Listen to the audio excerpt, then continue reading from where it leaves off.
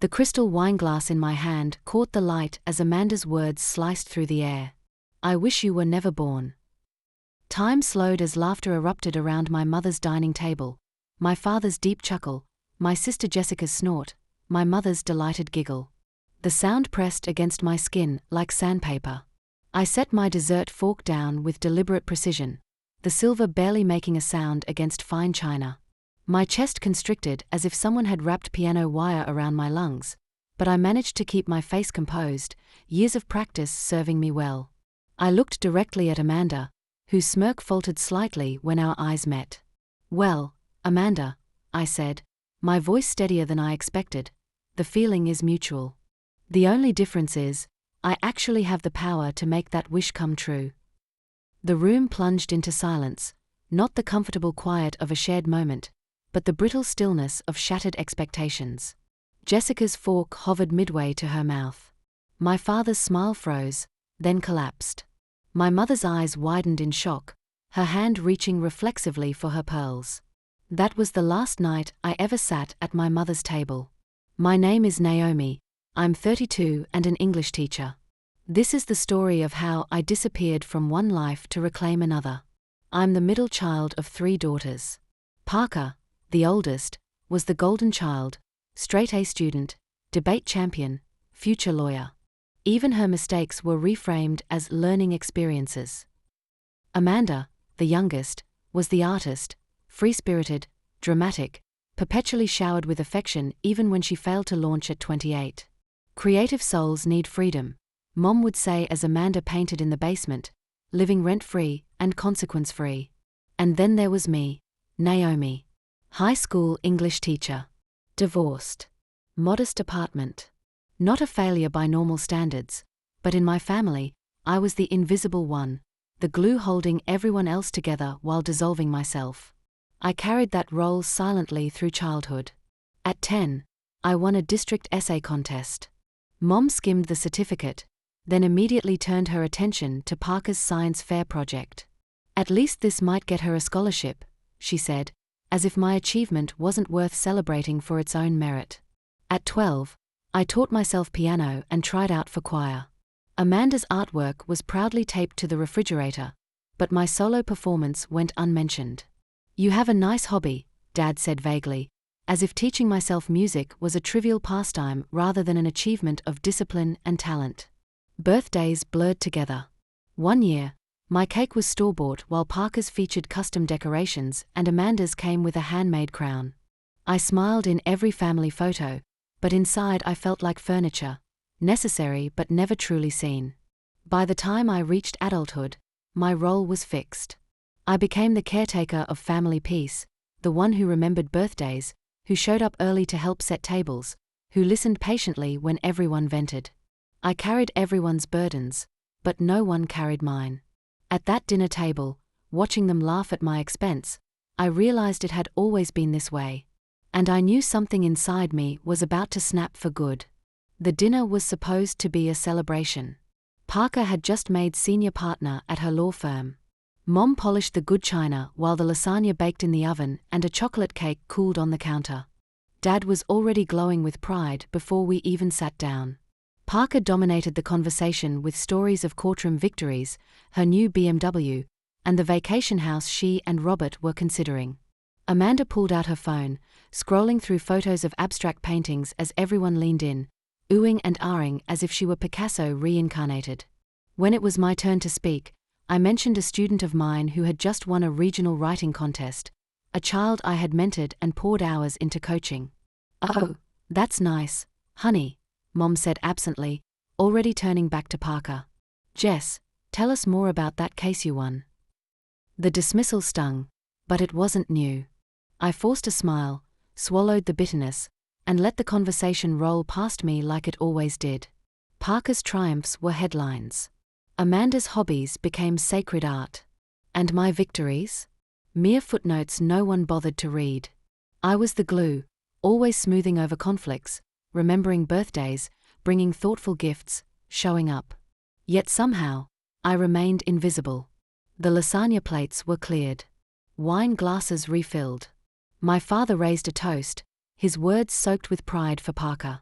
Amanda chimed in with jokes, her voice bright and theatrical. The room sparkled with laughter, except for my corner, where I sat quietly tracing circles on my plate with my fork, half present, half gone, wondering why I even came. When dessert arrived, the air grew sweeter and sharper simultaneously. Mom's chocolate cake, frosted to perfection, was placed before us.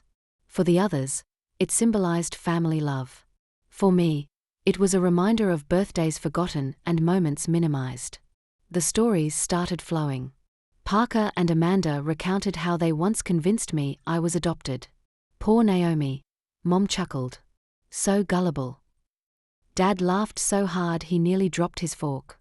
I smiled thinly, but inside, something was beginning to fracture.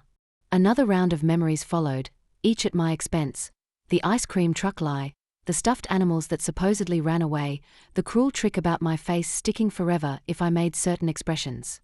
Every laugh grew louder, creating an echo chamber of cruelty they mistook for harmless nostalgia. For me, it was confirmation that I had been the family's punchline my entire life. I chewed in silence, a storm gathering beneath my calm expression as Amanda leaned in, eyes glinting, ready to deliver her next punchline. You know what I used to wish when we were kids? Amanda's voice carried a theatrical quality as she swirled her wine. I used to wish you were never born. Then I could have the bigger bedroom. She laughed, tossing her hair back, looking to the others for approval. They gave it to her. All of them. Laughing at the revelation that my sister had wished for my non-existence. As if my life was the joke, my presence the punchline. I felt something crack inside me, not breaking, but awakening. The glass in my hand caught the light as I set it down with deliberate care. The moment of my response crystallized into perfect clarity. That night, back in my apartment, I replayed every detail of the evening. Amanda's words weren't just cruel, they were the truth my family had always acted on. I was never truly wanted in their eyes. The laughter at dessert wasn't random, but part of a pattern stretching across my childhood. Every prank, every dismissal, every minimized tear came rushing back with merciless clarity. They hadn't laughed with me. They had laughed at me. And I had carried that weight for 32 years. I thought of being 12 and the whispered lies that I was adopted. I remembered the way my sisters smirked when I cried myself to sleep. My mother's shrug, my father's silence. No one had ever defended me. I recalled high school, my essays ignored while Parker's trophies filled shelves and Amanda's art hung on every wall. My awards stayed in boxes, treated as invisible, replaceable, forgettable. And then I thought of that night. Their roaring laughter. My mother wiping tears of mirth from her eyes, proud of their cruelty. My father chuckling, saying, "Kids will be kids." But we weren't kids anymore. Something inside me shifted. Not the kind of change that breaks, but the kind that finally wakes up. I saw the truth clearly. I would never matter to them, not as a teacher, not as a daughter, not as myself. If I stayed, I would die invisible in their shadows. I closed my eyes and whispered the only vow that mattered. I will not be their target again. I will not sit at their table pretending cardboard cake tastes sweet. I will disappear not in defeat, but in power, not running away, but walking forward. If Amanda wished I was never born, then I would grant her a version of that wish. I would remove myself from their lives entirely. The silence in my apartment felt different now. It wasn't emptiness but possibility, a chance to finally live for myself without waiting for their scraps of approval. That night, I opened my laptop and searched for teaching positions in other cities. Seattle, Portland, Denver, places far enough away to make casual visits impossible. By morning, applications were sent. I deleted old voicemails and drafted an email to change my phone number. Each click felt like a small act of freedom, proof that I was preparing to vanish from their world. I looked around my small apartment with new eyes. The furniture was secondhand, the walls plain, but for the first time, it felt like mine, not a holding space or reminder of failure, but a launchpad for freedom. In that silence, I decided, the Naomi they knew was gone. A new Naomi was about to be born. 3 weeks later, the calls kept coming. First my mother, then Parker, even Amanda, all leaving messages full of fake cheer. I watched my phone light up on the counter, their voices spilling into voicemail. Naomi, we are worried. Naomi, don't be childish. Naomi, call us back. I deleted each without listening to the end. Every click was a boundary. Every silence, a wall I finally controlled. For once, I wasn't the one begging for attention, they were.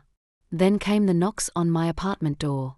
I sat inside, perfectly still as Mom's voice filtered through. Sweetheart, please just open up. My heart remained steady.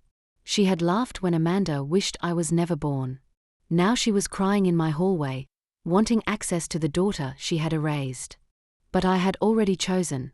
I would not be their scapegoat again. The Naomi they remembered was gone. By the 6th week, I was gone too. I stood by the window as movers carried my boxes downstairs. Seattle waited for me with open arms. A new school, a new start, a new nameplate on my desk. Principal Jackson called me a fresh light. Colleagues shook my hand with genuine respect. Students smiled like my presence mattered. It startled me at first, to be valued without conditions, to be seen without comparison. No one in my family knew where I'd gone. I changed my number, redirected my mail. Their messages hit dead ends. Their worry turned to desperation, and their desperation eventually turned to silence. For the first time, they felt my absence. No mediator at holiday dinners, no listener for their endless monologues, no Naomi smoothing conflicts with quiet patience. The glue had finally gone. I heard about the aftermath through whispers, an old neighbor, a cousin's Facebook post, hints that Parker and Amanda were fighting. Without me, their alliance cracked. Without me, their laughter turned sharp against each other. Vindication didn't arrive as fireworks but as peace, sitting in my new apartment with books stacked by the window and sunlight pouring in. I smiled as I brewed tea, the same blend I once drank alone in sadness. Now it tasted different. Now it tasted like freedom, freedom with edges sharp enough to cut ties clean. When my father finally called the school looking for me, the secretary relayed his words. She's our glue. Please tell her we miss her. But I wasn't glue anymore. I was stone. I had built a life they couldn't touch, a life where their laughter no longer echoed, a life where Amanda's wish had backfired. She got exactly what she wanted, a world without me. And without me, their world was falling apart. Years passed, and silence became my sanctuary. I built a career that mattered, friendships that lifted me, a life stitched with choice rather than obligation. In Seattle, I wasn't invisible or the forgotten middle child. I was Naomi, teacher, leader, friend, a woman valued for her voice. And that was enough. I met Ryan at a bookstore on a rainy night. He asked about the novel in my hands, and we argued playfully about the ending. Somehow, that argument turned into love. With him, I was never compared or minimized. He saw me fully, listened when I spoke, and celebrated my small wins as if they were mountains. Our wedding was small but beautiful. My hiking friends stood beside me. His family welcomed me as their own. There were no cruel jokes, only warmth and laughter that healed rather than wounded. Sometimes I thought about my mother's letter, the apologies and recognition that came too late. I didn't hate her anymore, but I didn't owe her access to my peace. Forgiveness and reconciliation are not the same thing. When our daughter was born, I named her Hope because she would never wonder if she belonged, never doubt her worth. Her life would start in love, not scarcity. Looking at her, I understood my journey. Amanda's wish had been a curse, but I transformed it into a blessing. They lost me, but I found myself. That was the real victory. So if you've ever been dismissed, minimized, or erased, remember this: you are not invisible. You are not disposable. You are more powerful than their laughter. Sometimes walking away is the loudest answer of all. If this story touched your heart, please give it a like and share it with someone who needs to hear it today. Don't forget to subscribe for more true family stories that remind us we are stronger than we know.